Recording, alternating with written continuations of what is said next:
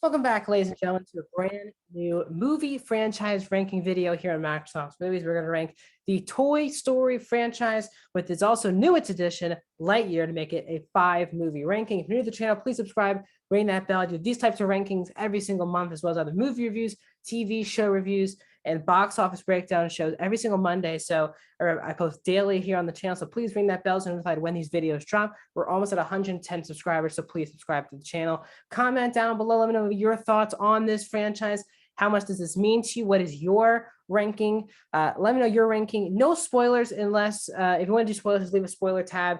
Do a paragraph about the spoilers. I'd love to talk spoilers, but got to keep that tab so people who just want to talk non-spoilers will be in here. Like the video, guys, a thumbs up button. That's how you support this channel. Please, please, please smash that like button. Helps the algorithm out so more people can watch. Will be watching this ranking. So I will not be giving spoilers about Lightyear in this ranking. I'm not ranking all the Pixar films. I'm ranking the Toy Story 1 through 4 and Lightyear, the Toy Story franchise. So no spoilers for Lightyear. And let's get started. So already, guys, starting at number 5 is pretty easy one for me, and that is Lightyear. Now, while I think Lightyear is a very, very good movie, I just never felt like it touched the 4 Toy Story films.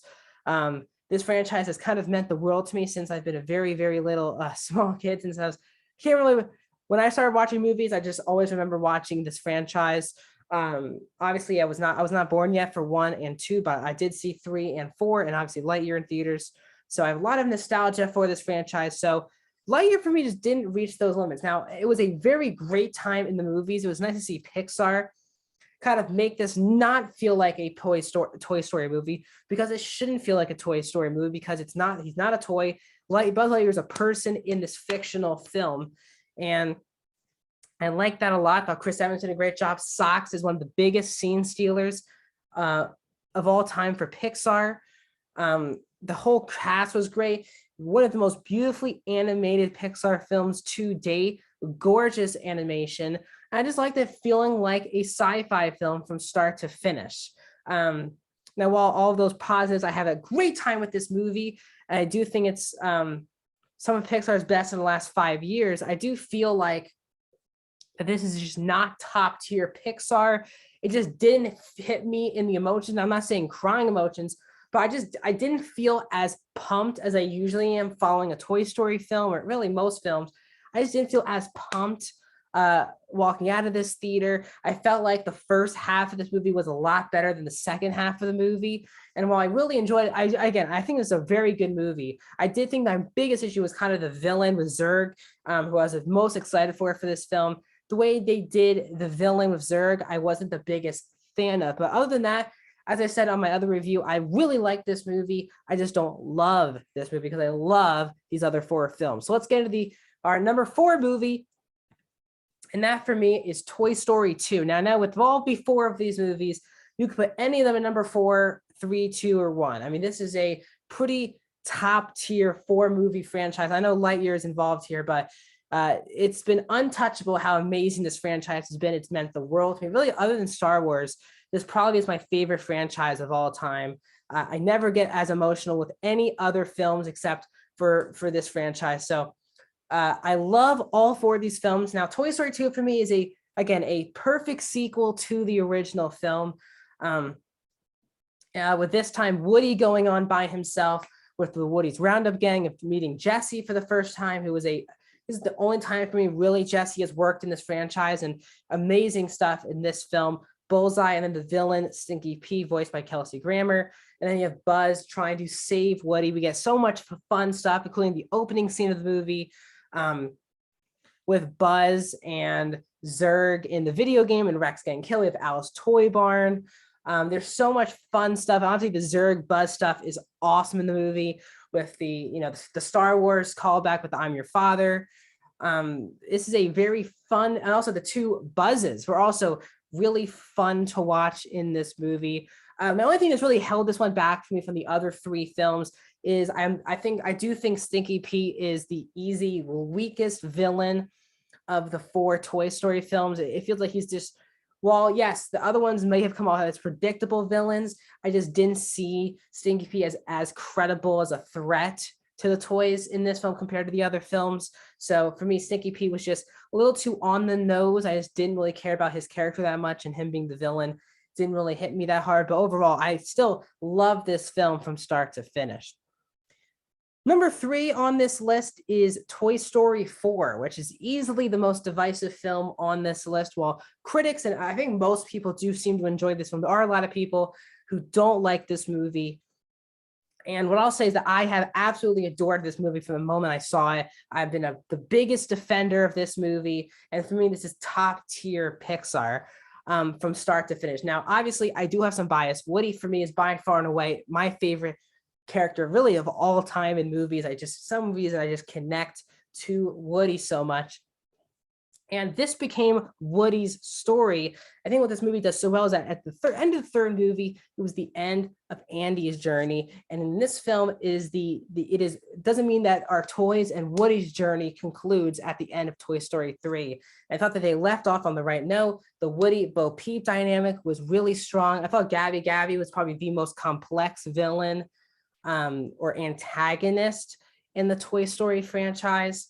Also just fantastic new characters like Forky, Duke Kaboom, the stuffed animals voiced by Key and Peele, top tier side characters in Pixar.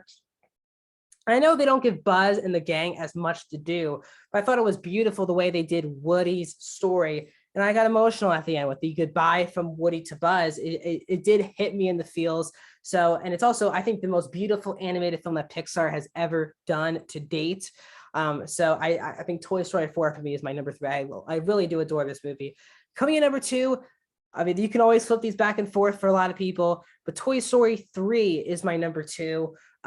This is probably the most emotional I've ever been watching a movie towards the end of the movie. It just hits me every time.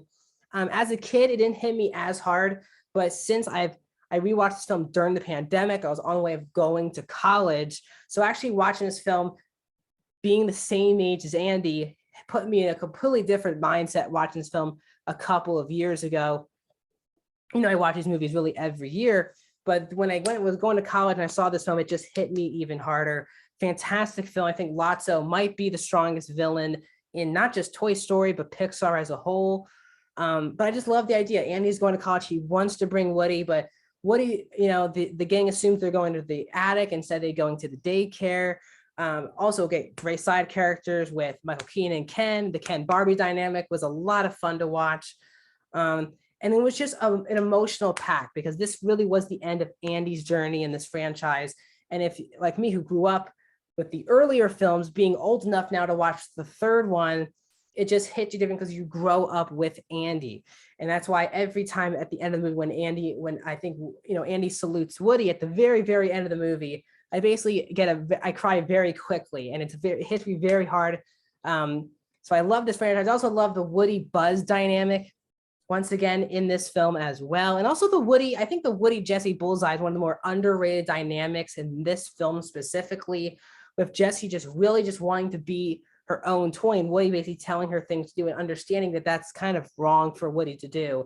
But Lotso, as I said, just a fantastic animated film. There's a reason why it was nominated for Best Picture. And for me, coming in number 1 for me will always be Toy Story, the original film, my favorite Pixar film of all time, my favorite Toy Story film of all time, my favorite animated movie of all time. This is top 5 for me of all time for films. Since I was a kid, it's one of the main movies that really got me into movies. And even though it came out 7 years before I was born, it still has so much nostalgia. Every time I watch the opening, I would say 10, 15 minutes of the movie, with obviously the song, but following in the Woody and Andy montage, it brings me back to when I was 4, 5, 6 years old watching the movie. And most films can't really put me back in that mindset. So it puts me back there. The characters are great. As I said, Woody and Buzz is probably one of the greatest duos in cinematic history. Sid is a really interesting villain. I don't think they get enough credit for how Sid kind of, even though he's scary and does things pretty crazy, it seems like a kid would kind of be doing this. And it's just a genius concept. What would happen if the parents or the adults or the kids were out of the room? What happens to your toys? Rex, Slinky, you know, Ham, Potato Head, Bo Peep, the military men, the whole military men sequence is very great to me. the idea of Woody being so jealous of Buzz. And these are just two, again, very relatable characters. Obviously related a lot to Woody, but I know a lot of people who think, Buzz is the greatest character, and I totally see that as well in this film. It's a genius concept for an animated movie, that these type of films just don't get made anymore. And I wish they would, because again, Toy Story really set the tone, not just for Pixar, but for animated films in the next 30 years, which is just absolutely crazy that this film, even though it was made 27 years ago, still holds up as not just a classic, but just a fantastic film overall. So my ranking of this franchise, number 5 is Lightyear. Number 4 is Toy Story 2. Number 3 is Toy Story 4. Number 2 is Toy Story 3. And number 1 is the original Toy Story. That's my ranking of the Toy Story franchise. The franchise means a lot to me, but let me know. It's funny with Pixar and this franchise, you could have widely different rankings, and I could definitely see where you get emotional with particular films. So let me know if you disagree with my list, why do you disagree with me on my list? Tell me your personal stories with this franchise in the comment section. Like the video, thumbs up, subscribe, do all those things. Upcoming videos here on the channel tomorrow, reviews of both Obi-Wan and Miss Marvel. Yesterday, we broke down the pretty disappointing box office return for Lightyear.